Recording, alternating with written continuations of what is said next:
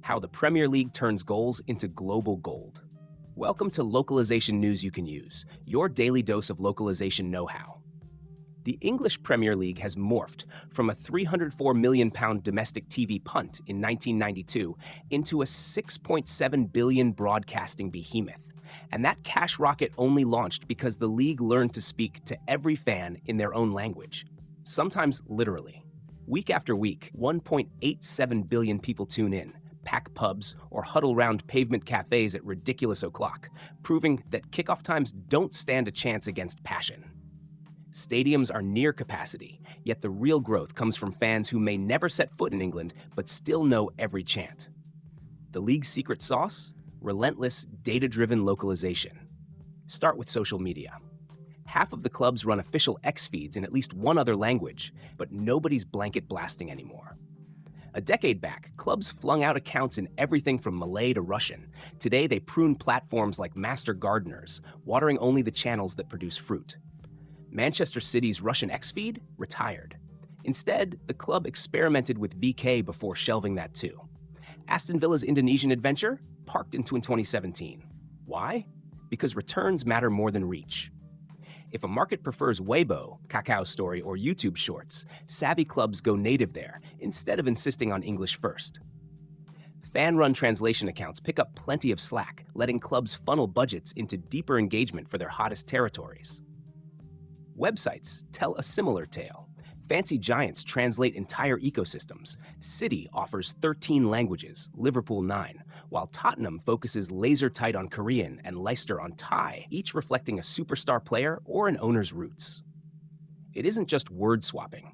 Spurs' Korean homepage leads with Son Heung-min, even if the latest match wasn't exactly a classic, because hero-centric storytelling beats chronological reporting in Seoul.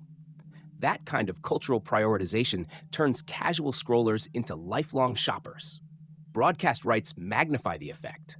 The league appears in 189 territories, each with local pundits, in-language commentary, and pitch-side LED boards that shift from English slogans to Arabic promos in seconds.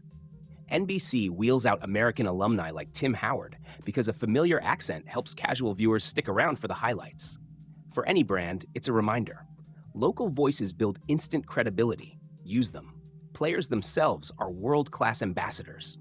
From early Arabic welcome reels at Manchester City to annual Lunar New Year feasts featuring first-team stars, clubs keep filming bespoke greetings that travel faster than any billboard. When Brighton drops a 15-minute Mitoma Cam after a win, it's entertainment wrapped in respect, and the Japanese audience laps it up. Merchandise follows suit. Year of the Dragon jerseys, Korean-language scarves, Southeast Asian pin badges, limited editions that feel like inside jokes only locals get. Physical presence seals the deal. Trophy tours crisscross 6 continents. Preseason camps swing through the Far East every other summer. Surprise player drop-ins at supporters' bars headline social feeds for weeks. Each event converts digital emotion into tactile memory and revenue. A summer tour can bank £10 million before anyone boards the return flight. Even recruitment plays a background role. Park Ji-sung once crowned United King of Korea. Son's rise propelled Spurs into the hearts of 12 million South Koreans. A teenage compatriot signed this January signals the club intends to keep that market on side for another decade. People cheer for their own, and clubs cash in on that perfectly normal bias. The tightrope act, of course, is forgetting no one at home. Rampant global pricing can alienate lifelong season ticket holders, and clubs know a hollow stadium kills TV spectacle faster than any streaming glitch.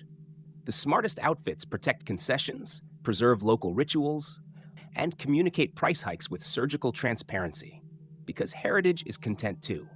So what should businesses pocket from football's playbook? Let analytics choose your languages. Invest where story and demand meet. Localize beyond words to visuals, prices, payment options, even packaging materials.